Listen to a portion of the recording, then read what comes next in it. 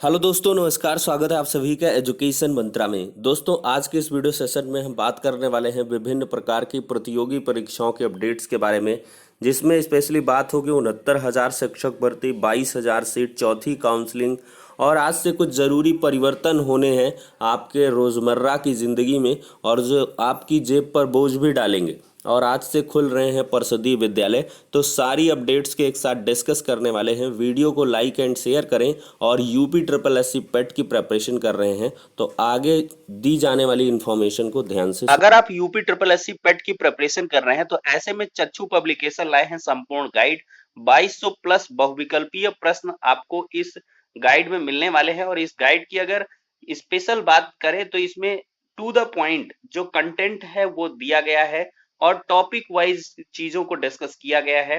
Facts भी बहुत सारी संख्या में यहाँ पे प्रोवाइड हैं और साथ ही साथ एमसीक्यू क्वेश्चंस दिए गए हैं जो स्मरणीय तथ्य हैं जो प्रतियोगी परीक्षाओं में पूछे जाते हैं एक तरफ से यहाँ पर दिए गए हैं और इन सभी ऑब्जेक्टिव क्वेश्चंस के बाद इनकी प्रॉपर एक्सप्लेनेशन भी दी गई है। साथ ही साथ चच्चू पब्लिकेशन प्रकाशित किए हैं यूपी ट्रिपल एससी पेट के लिए 20 प्रैक्टिस सेट की एक बेहतरीन बुक, जिसमें 1950 बहुविकल्पी प्रश्न मिलेंगे और ये भी बुक काफी अच्छी है आपको प्रैक्टिस करने के लिहाज से। बहुत सारे जो एग्जाम में क्वेश्चन पूछे गए हैं, पिछली जो भी प्रतियोगी परीक्षाएं हैं उनके क्वेश्चन यहाँ पे समाहित किए गए हैं और इनकी प्रॉपर एक्सप्लेनेशन आप सभी को यहाँ पर प्रोवाइड की गई है। तो अगर आप बुक को परचेज करने में इंटरेस्टेड है तो लिंक डिस्क्रिप्शन बॉक्स में प्रोवाइड की गई है। ज्यादा डिटेल्ड इंफॉर्मेशन के लिए दिए गए नंबरों पर कॉल भी कर सकते हैं। दोस्तों, अगर बात की जाए तो आज से परिषदीय विद्यालय खुल रहे हैं। इसके बारे में जो शासनादेश हैं वो पहले से ही निर्गत किए जा चुके थे और उसी क्रम में आज से जो समस्त शिक्षण और शिक्षणेतर कर्मचारी हैं वो कार्यालयों में भी उपस्थित रहेंगे और साथ ही साथ विद्यालयों को खोला जाएगा। देख सकते हैं दोस्तों, प्रदेश में कक्षा 1 से 12वीं तक के स्कूलों को 1 जुलाई से शिक्षकों व कर्मचारियों के लिए खोला जाएगा। स्कूलों में प्रशासनिक कार्य होंगे लेकिन शैक्षणिक गतिविधियां बंद रहेंगी, पर विद्यार्थियों को ऑनलाइन क्लास और ई पाठशाला के जरिए पढ़ाया जाएगा। स्कूली शिक्षा महानिदेशक विजय किरण आनंद ने बताया कि मिड डे मील के खाद्यान्न वितरण, परिवर्तन लागत के भुगतान, पाठ्य पुस्तक वितरण सहित अन्य प्रशासनिक कार्यों के लिए 1 जुलाई से शिक्षकों और कर्मचारियों को स्कूल में उपस्थित होना होगा। शिक्षकों से 4 से 14 वर्ष तक के बच्चों का नामांकन कराने, स्कूलों में ऑपरेशन कायाकल्प के तहत संचालित कार्य पूरा कराने, मिशन प्रेरणा के तहत ई पाठशाला का संचालन करने सहित अन्य प्रशासनिक कार्य भी कराए जाएंगे। उन्होंने बताया कि मान्यता प्राप्त स्कूलों को भी 1 जुलाई से शिक्षकों व कर्मचारियों के लिए खोलने की अनुमति दी गई है। तो दोस्तों, ऐसे में जब विद्यालय खुल चुके हैं और प्रशासनिक कार्य कंटिन्यू रहेंगे तो 69,000 के तीसरी काउंसलिंग के बाद से जो अभ्यर्थी इंतजार कर रहे हैं उनके लिए भी बहुत ही अच्छी खबर है और जल्द ही आपका 3 जुलाई के बाद कभी भी आदेश आ सकता है कि आपको नियुक्ति पत्रों का वितरण होगा और उसके एक दिन बाद आप जो है तुरंत से ज्वाइन भी कर सकते हैं। आई थिंक आपका 5 जुलाई को नियुक्ति पत्रों का वितरण होना चाहिए, जहां तक मेरा अनुमान है, और फिर इसके बाद 6 जुलाई से आप लोग अपने विद्यालयों को ज्वाइन कर पाएंगे। ठीक है दोस्तों, अब बढ़ते हैं अगली अपडेट की तरफ। यहाँ पर अगर बात की जाए दोस्तों तो असिस्टेंट प्रोफेसर भर्ती के लिए ऑनलाइन रजिस्ट्रेशन आज से प्रारंभ हो रहा है। उत्तर प्रदेश उच्चतर शिक्षा सेवा आयोग ने विज्ञापन संख्या 50 की अंतिम तिथि बीत जाने के बाद एक बार फिर से अभ्यर्थियों की सुविधा के लिए वेबसाइट खोली है। अभ्यर्थी 1 जुलाई से 7 जुलाई के बीच ऑनलाइन रजिस्ट्रेशन कर सकते हैं। साथ ही इस तिथि में आवेदन शुल्क भी जमा करेंगे। ऑनलाइन आवेदन में गलती की दशा में त्रुटि संशोधन 1 से 8 जुलाई के बीच और ऑनलाइन आवेदन सबमिट करने की अंतिम तिथि 8 जुलाई है। आयोग की सचिव वंदना त्रिपाठी की ओर से जारी सूचना में कहा गया है कि इस तिथि के बाद ऑनलाइन समस्याओं पर कोई विचार नहीं होगा।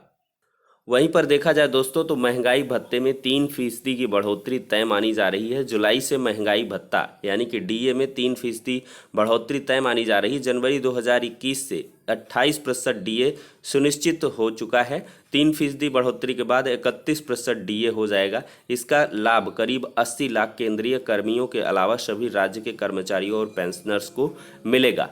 हालांकि दोस्तों अभी इस पर मुहर नहीं लगी है, लेकिन जो विभिन्न कर्मचारी संगठन है वो लगातार इसकी मांग कर रहे हैं और आज भी महंगाई भत्ता बढ़ाए जाने के लिए महाआंदोलन किया जाएगा।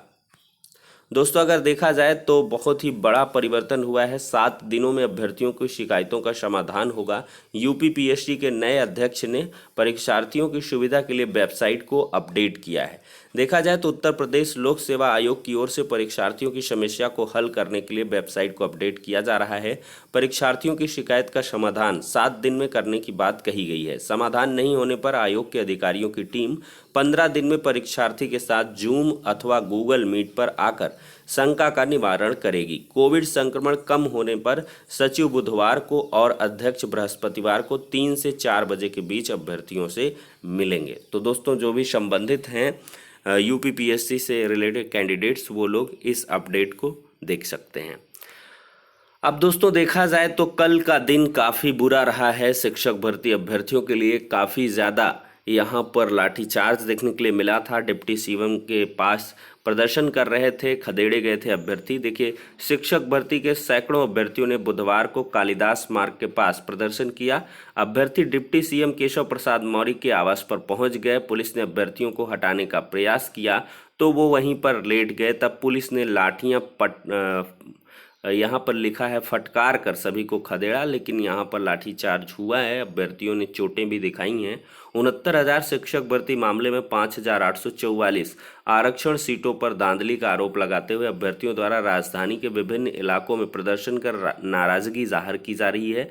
उन्होंने इसकी शिकायत बेसिक शिक्षा मंत्री से लेकर केंद्रीय ओबीसी आयोग तक से की है, लेकिन कहीं सुनवाई नहीं हुई। हर बार उन्हें सिर्फ आश्वासन ही मिला है। प्रदर्शनकारियों ने कहा कि शिक्षक भर्ती में धांधली कर आरक्षित सीटें अन्य अभ्यर्थियों को दे दी गई हैं। इसके विरोध में अभ्यर्थी हाईकोर्ट भी गए हैं। उनका आरोप है कि सरकार इस मामले में हाईकोर्ट का आदेश भी नहीं मान रही है। गौतम पल्ली इंस्पेक्टर रत्नेश सिंह ने बताया कि बुधवार सुबह शिक्षक भर्ती के अभ्यर्थियों ने सीएम आवास के पास प्रदर्शन करने का प्रयास किया था, लेकिन पुलिस ने सभी को रास्ते में ही रोक लिया था। इंस्पेक्टर का कहना है कि डिप्टी सीएम के आवास के सामने प्रदर्शनकारी पहुंच नहीं पाए थे, उन्हें पहले ही रोक लिया गया था।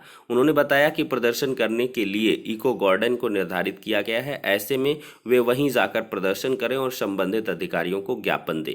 इतनी बड़ी संख्या में अभ्यर्थी कालिदास मार्ग तक पहुंच गए और पुलिस या एलआईयू को इसकी भनक तक नहीं लगी थी। अब देख सकते हैं दोस्तों डिप्टी सीएम के आवास के पास प्रदर्शन करते अभ्यर्थियों को पुलिस हटाती हुई, और इसके बाद से दोस्तों जो सियासत है वो काफ़ी तेज हुई है। सियासत में अगर देखा जाए विपक्ष इस पर काफ़ी ज़्यादा सक्रिय दिखा है। देख सकते हैं दोस्तों पूर्व सीएम अखिलेश यादव ने भी ट्वीट करके लिखा है कि उत्तर प्रदेश में उप मुख्यमंत्री के आवास के बाहर 69,000 शिक्षक भर्ती के अभ्यर्थियों के खिलाफ पुलिस की कार्रवाई अति निंदनीय है। जीवन के सबक याद कराने वाले शिक्षक भाजपा सरकार द्वारा किया गया ये अपमान व उत्पीड़न कभी नहीं भूलेंगे। क्या यही है विश्व गुरु बनने की राह? नहीं चाहिए भाजपा। ये हैशटैग का इस्तेमाल किया है। साथ ही देख सकते हैं दोस्तों ओम प्रकाश राजभर जी के द्वारा भी ये ट्वीट किया गया है। इंडियन नेशनल कांग्रेस उत्तर प्रदेश के द्वारा भी 69,000 शिक्षक भर्ती में आरक्षण घोटाले को लेकर कांग्रेस मुख्यालय पर प्रदेश अध्यक्ष अजय कुमार लल्लू जी ने पीड़ित अभ्यर्थियों के साथ प्रेस कॉन्फ्रेंस की। यह ऐसी सरकार है जो पिछड़ों और वंचितों को उनका अधिकार नहीं देना चाहती, सिर्फ पिछड़ों का वोट ले। वहीं पर देखा जाए दोस्तों प्रियंका गांधी वाड्रा ने भी ट्वीट किया, यूपी में मंत्री के भाई को घर बुलाकर नौकरी दी जाती है, न सर्टिफिकेट जाता है न ब्यौरा। और यहाँ पर शिक्षक भर्ती की युवा जब उप मुख्यमंत्री जी के सामाजिक न्याय के प्रावधानों संबंधित अपनी बात सुनाने पहुंचे तो उनको घसीटा जा रहा है। देख सकते हैं दोस्तों अजय कुमार लल्लू जी का भी ट्वीट है। 69,000 सहायक शिक्षक भर्ती में आरक्षण पर डकैती के खिलाफ वंचित पिछड़ा वर्ग के अभ्यर्थियों ने डिप्टी सीएम केशव प्रसाद मौर्य के आवास का घेराव किया। योगी सरकार पिछड़ों को उनका अधिकार नहीं देगी, सिर्फ पिछड़ों का वोट लेगी। आज भी इन नौजवानों को पुलिस की लाठी ही मिली है।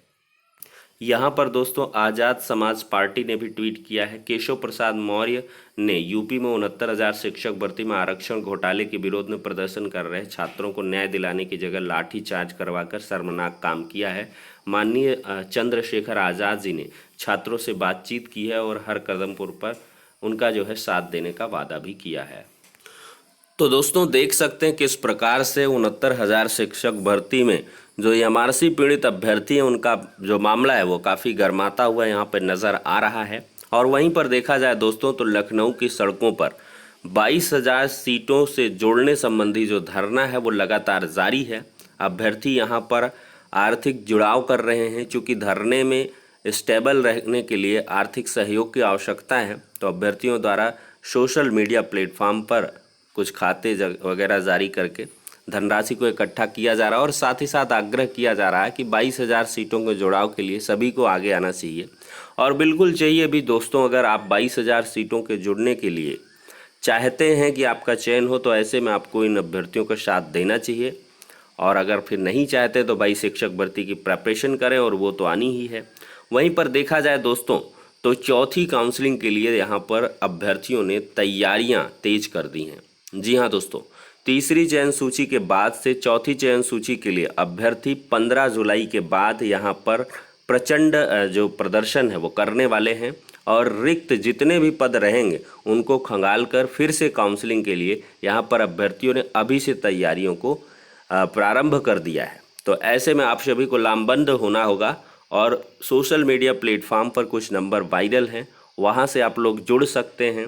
ठीक है, एक दूसरे से कोई ग्रुप बना लीजिए, जिससे कि 400, 500 या 1000, 2000 जितने भी चौथी काउंसलिंग वाले कैंडिडेट हैं वो इकट्ठे हो जाएं और इसके लिए सम्मिलित प्रयास कर लें दोस्तों, जिससे अगर कुछ आपको मिल सकता है तो आपको लाभ जरूर मिल जाएगा। और दोस्तों, कुछ ज़रूरी परिवर्तन होने हैं, आज से उनको हम दिखा देते हैं।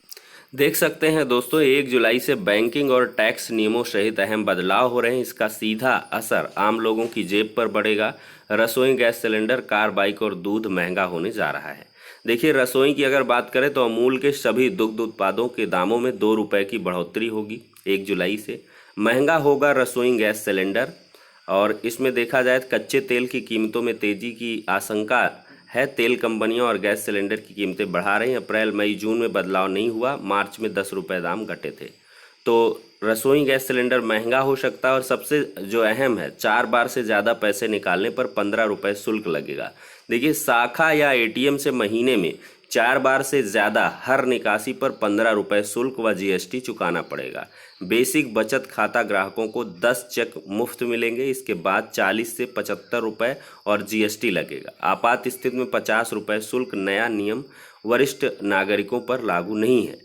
आईडीबीआई बैंक की देखें तो अर्ध शहरी और ग्रामीण शाखाओं में नगद जमा मुफ्त सुविधा 5 बार ही है, और 20 पन्ने की चेकबुक ही मुफ्त है। फिर हर चेक के लिए 5 रुपये लगेगा, और 10,000 औसत बैलेंस वाले वरिष्ठ नागरिकों को ही लाकर पर छूट मिलेगी। सिंडिकेट बैंक की बात करें तो आईएफएस कोड बदला है, इसके बिना लेन देन नहीं है, नई चेकबुक भी नहीं मिलेगी। और कॉर्पोरेशन बैंक व आंध्रा बैंक की बात करें तो यूनियन बैंक में विलय के बाद आधुनिक मानकों वाली नई चेकबुक मिलेगी। और देखा जाए दोस्तों, तो गहने हर नग के लिए यूडीआई। देखिए, गहनों के हर नग की विशिष्ट पहचान यूडीआई अनिवार्य है। इससे चोरी होने पर गहनों के मालिक की पहचान आसानी से हो पाएगी। वहीं पर लर्निंग लाइसेंस की बात करें तो घर बैठे टेस्ट होगा। देखिए, आप घर बैठे ऑनलाइन टेस्ट से ही ड्राइविंग लाइसेंस बनवा सकेंगे। पास हुए लर्निंग लाइसेंस घर पहुंच जाएगा या डाउनलोड कर सकेंगे। वाहनों की बात करें तो महंगी होंगी कार, बाइकें। मारुति ने कारों की दाम बढ़ाने का फैसला लिया है। हीरो मोटोकॉर्प भी बाइक और स्कूटर की कीमतें 3,000 रुपये तक बढ़ा रहा है। और यहाँ पर अगर दोस्तों टीडीएस 2 साल तक रिटर्न नहीं भरा तो 50 गुना ज़्यादा जुर्माना आपको देना होगा। तो ये एक बहुत बड़ा अहम परिवर्तन होने वाला है। तो दोस्तों, अब सारी अपडेट्स यहाँ पे हो जाती हैं। नेक्स्ट वीडियो में मिलते हैं।